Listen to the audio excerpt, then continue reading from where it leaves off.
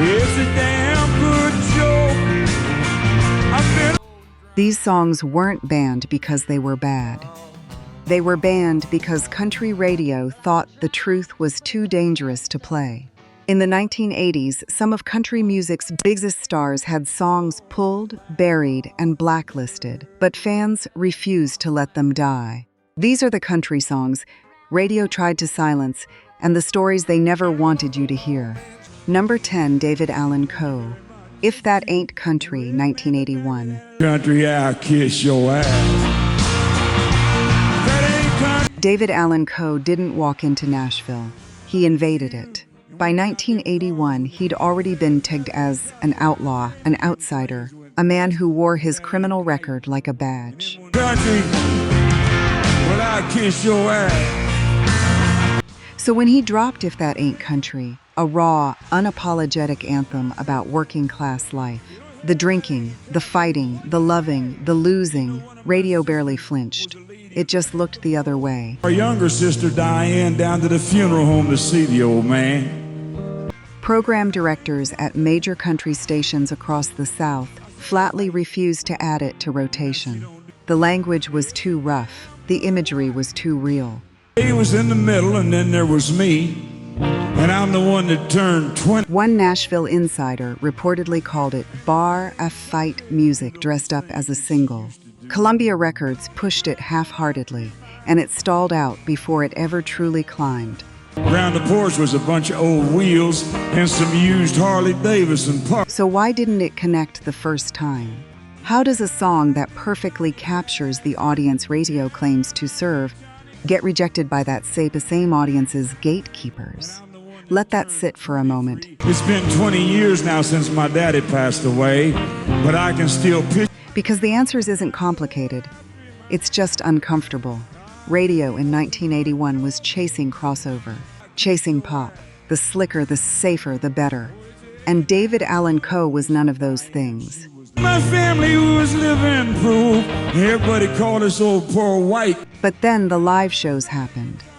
Coe took that song on the road and played it in every Honky Tonk, fairground, and county festival that would have him. Crowds didn't just sing along, they roared. That he sold for cash. Yeah, there was 50. The song spread the old way, the real way, mouth to ear, night after night, state after state. It never charted where it deserved to, but it became one of the most performed songs of his entire career. 410 rifle and a Bowie knife too, and red man the back of that, I loved it. Ask any Coe fan over 50 about that song, and you'll see something happen in their face. That's what radio tried to take from people, and that's why this list exists.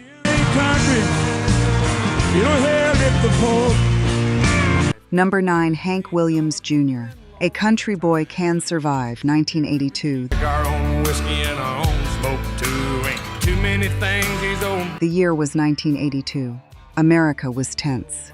The economy was in freefall. Rural communities were being gutted, and a particular kind of anger, and you're only getting mugged if you go downtown. Quiet, deeply proud, and deeply tired, was building in the heartland. Hank Williams Jr. felt it, and he wrote it down. A Country Boy Can Survive was blunt in a way that made suits in Nashville deeply nervous.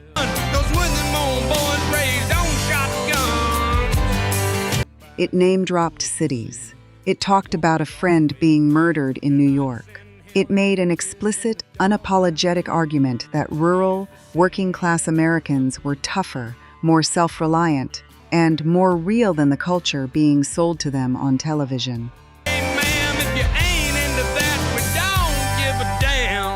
Several major market stations in the Northeast refused to air it outright.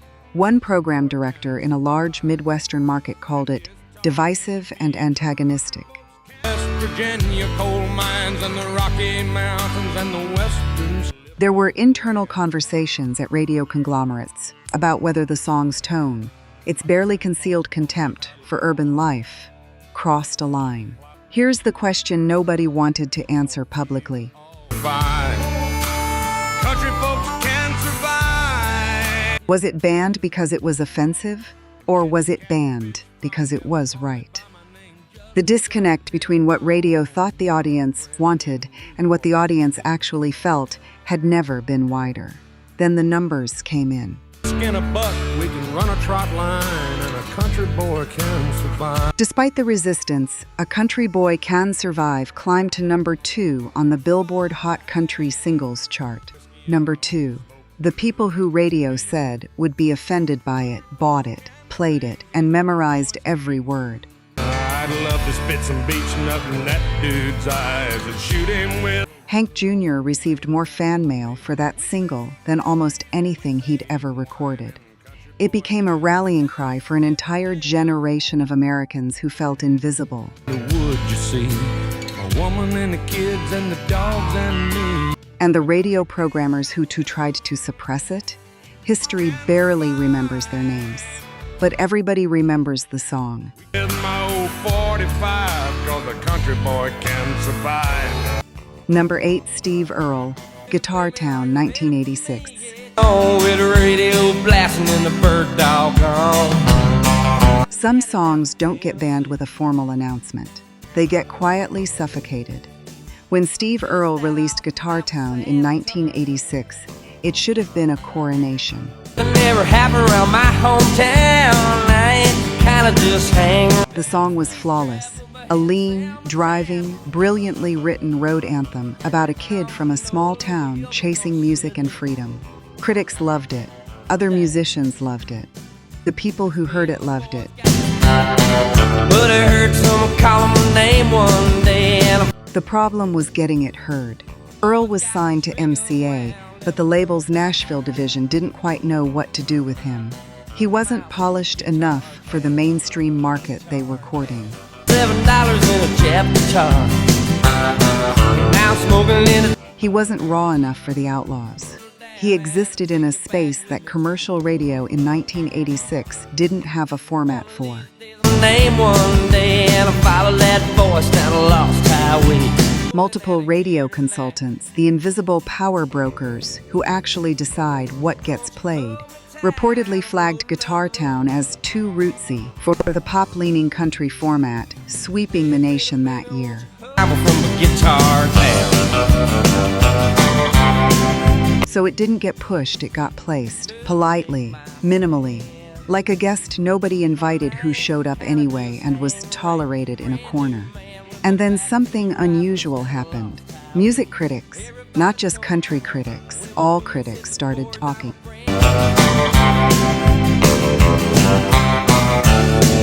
Rolling Stone ran a piece. Guitar Town was declared one of the best albums of 1986 across all genres, not just country. Suddenly, the radio stations that had quietly ignored it were scrambling to catch up. Pretty baby, don't you know it ain't my fault. I love to hear the steel bells humming on it. The title track hit number 1 on the Billboard Hot Country Singles chart. Number 1. The same song the consultants called Too Rootsy. No local yokel gonna shut me down. 'Cause me and Steve Earle went on to become one of the most respected singer-songwriters of his entire generation. And Guitar Town is now taught in music schools as a near-perfect example of the form. Radio almost missed it entirely, almost. my boys got this rig unwound and we'll come 1,000 miles from a guitar. Number 7, the Judds, Had a Dream for the Heart, 1984. Had a dream about you.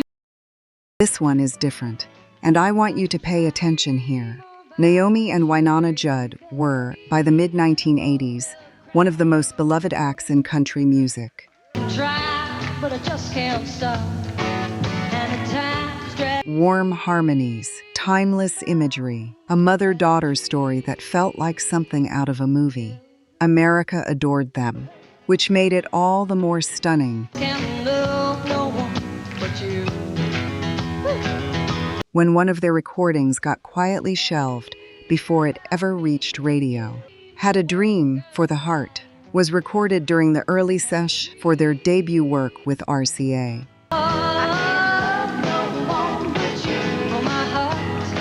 It was deeply personal, darker, more vulnerable, more spiritually raw than the polished material the label was preparing to market.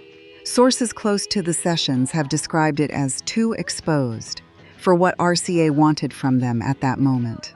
Well, I can play, but I just can't win. And the will. The label wanted warmth and accessibility. This song was something else entirely. It cut deep.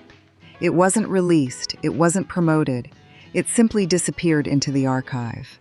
Why would a label suppress a recording by their most commercial act? Just can't love no one but you. What were they protecting? The Judds' image? Their own marketing plan?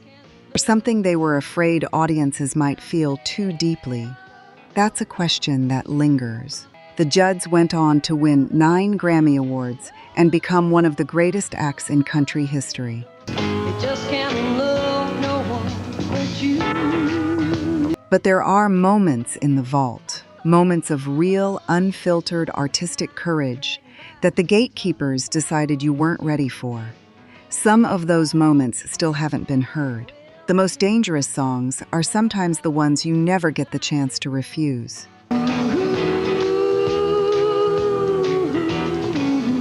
Number 6, Johnny Paycheck, Me and the IRS, 1981.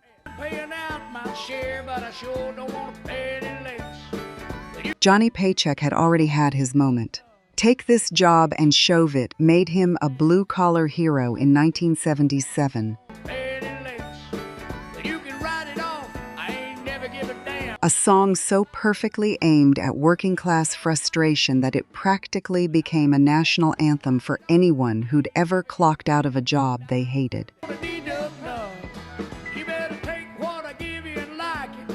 So in 1981, when he recorded Me and the IRS, a biting, sardonic, deeply funny song about owing taxes and having nothing left to give, the timing felt perfect. The way the big man rakes it in, the little man coughs it up. Reagan was in office, economic anxiety was real, and Paycheck was built for this kind of material. Radio wanted nothing to do with it. The official line was that the song was too controversial, that a comedic take on tax evasion sent the wrong message. From now on, I'm keeping my pay. Ain't gonna need to. Several station managers in major markets refused to even preview it. Epic Records promoted it with almost no enthusiasm, and it quietly sank without charting meaningfully. But here's what's fascinating. Ain't gonna need to. You better take what I give. Bootleg recordings of Paycheck performing the song live circulated for years afterward.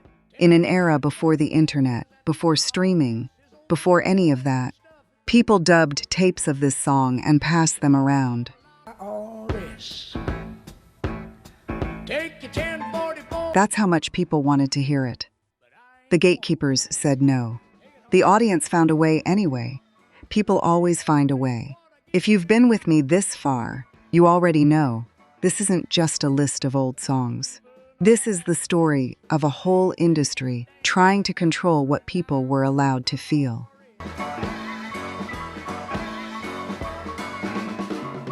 If that resonates with you, go ahead and subscribe.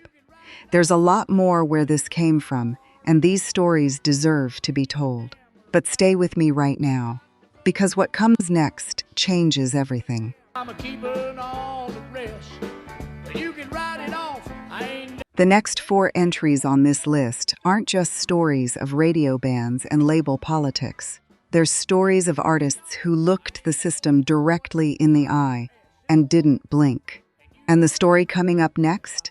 Write it off. I ain't never give a damn or a dime to the IRS. It involves one of the biggest names of the entire decade, a song that was pulled from stations in 7 states simultaneously. You can write it off. I ain't never give a damn or a dime. And a moment in a radio studio in Nashville that people who were there still don't like to talk about. This one rewrote the rules entirely. Take it home.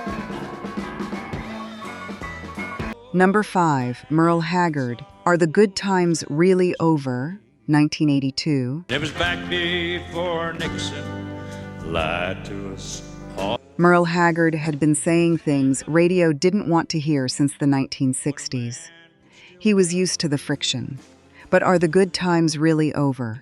I wish a buck was still silver Microwave ovens when a girl is still cooking. was something different. Released in 1982, it was a sweeping, mournful meditation on America's decline. Microwave ovens, Elvis dead, the Beatles gone, kids on drugs, the pride of the nation seemingly hollowed out. Are the good times really over for good? Would y'all sing it with me? It was nostalgic in the deepest possible sense, not sentimental, grieving.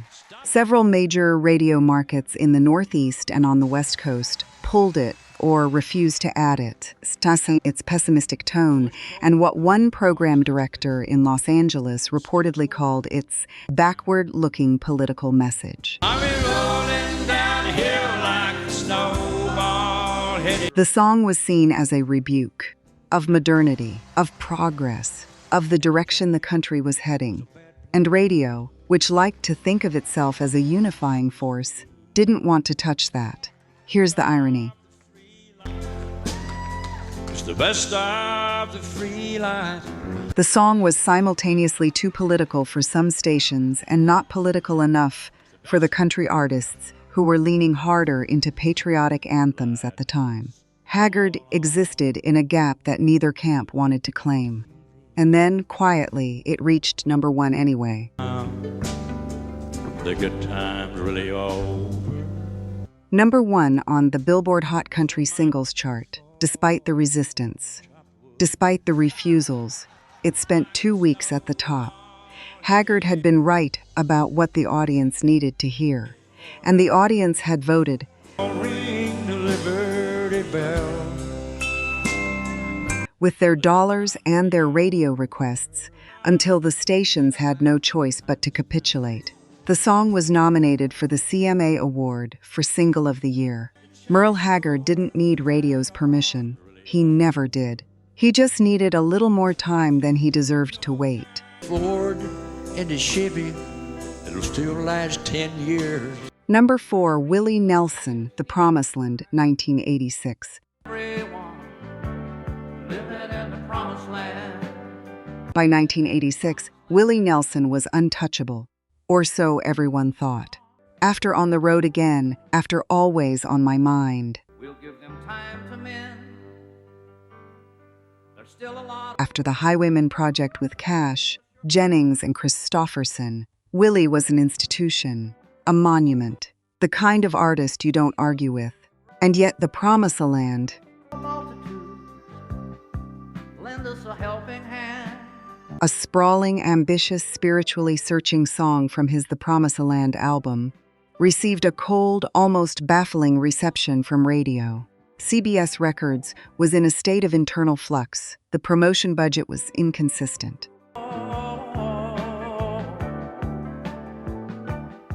And the song itself defied the tight, punchy format that radio programmers demanded.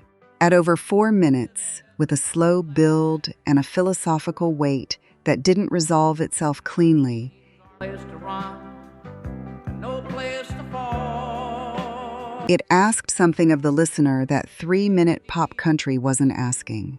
Multiple stations played it once, logged the low request numbers they got in that first week, when nobody knew the song yet, and dropped it from rotation before it ever had a chance to breathe. Give us your daily bread. We have no Willie's management pushed back, hard. There were phone calls. There were meetings in Nashville that reportedly got heated. It didn't matter. The song peaked at number 14 on the country chart, a remarkable underperformance for an artist of Willie's stature and an album that otherwise sold well. place to fall.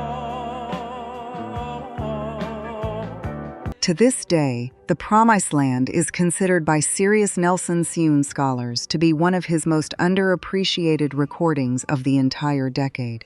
Radio gave it 2 weeks, that's all. 2 weeks to prove itself, and then silence, as if it was never there. No place to call our own. Only the Number 3, Loretta Lynn, Who's Gonna Take the Garbage Out, Revisited, and The Pill. Man, maybe we could find a way to work things out. Legacy impact, 1980s continued ban. Here's something the history books don't always make clear. A ban doesn't end when the decade does. The Pill was recorded and released in 1975. Radio banned it immediately. You find your key won't fit the lock if you keep on. A song about a woman celebrating access to birth control was, to put it mildly, not what country radio program directors in the mid-70s considered appropriate listening. Several stations refused to play it indefinitely. Some never did. Pack my bags and go. I know. But here's where 1980s history becomes essential. As the religious right gained political power through the late 70s and into the Reagan era, the informal pressure on stations to keep certain Loretta Lynn recordings out of rotation intensified. I know you think I'm running round, and that's why you're so Local stations in conservative markets received organized letter-writing campaigns urging them not to play The Pill, not as a relic, but as an active threat. Requests for the song were quietly ignored. Go out tonight and don't come back. DJs who played it unannounced received calls from station management. A song from 1975 was being actively suppressed in 1982, 1983, 1984. Tonight and don't come back, 'cause you just lost the home. Loretta Lynn never apologized for it, not once, not in the 70s, not in the 80s, not ever. When asked about it in a 1980 interview, she said simply, take your garbage out when I pack my bags and go. I recorded it because it was true, and it's still true. The song has since been inducted into the Grammy Hall of Fame. It's been cited in feminist scholarship, in political science papers, in cultural histories of American women. I know you think I'm running round. It appears on Rolling Stone's list of the 500 greatest songs of all time. And for almost a decade, right through the Reagan years, The same old stuff that I hope you don't expect me to believe. radio pretended it didn't exist. Loretta Lynn didn't need their permission to be right. She was just right. That I hope you don't expect me to believe. Number 2, Waylon Jennings. You know the story about the jailhouse rock. Go on and do it. Ain't living long like this, the blacklist years. Let me tell you about the year they tried to erase Waylon Jennings. Not from music. Go on and do it, but just don't get coffee got 'em all. You couldn't erase Waylon from music. But from radio, from the pipeline that converted artists into cultural currency, they came very close. Ain't living long like By the early 1980s, Waylon's commercial peak had passed. Wanted. The Outlaws was a few years back. His relationship with RCA had soured in ways that went beyond creative differences. this, can I, baby? There was real acrimony, real financial dispute, real anger. When he moved to label situation shifts and released material that didn't fit the slick new Nashville sound that was colonizing country radio. I live for Angel, she's a roadhouse queen. Make Texas real. Program directors began systematically under-rotating his work. Not a formal ban. Something worse, indifference dressed up as professionalism. Songs that should have been played were logged as tested poorly. Now ain't living long like this. Formats that would have suited his style were suddenly unavailable. Radio consultants who controlled playlists at dozens of stations simultaneously Love her, but I don't know how. She's on the bottom in the jailhouse. were making decisions based on format and demographic data rather than listening to the actual music. The result, a stretch from roughly 1982 to 1985. Ain't living all like this. During which one of the greatest artists in country music history was effectively invisible on commercial radio. His albums still sold. His fans still showed up. But radio had quietly decided that the outlaw era was over. Let me a reeling on a steel rail, ragged dynamo. And that Waylon Jennings hadn't gotten the memo. In a 1984 interview, Waylon said something that deserves to be carved somewhere permanent. He said, "Radio doesn't discover music anymore.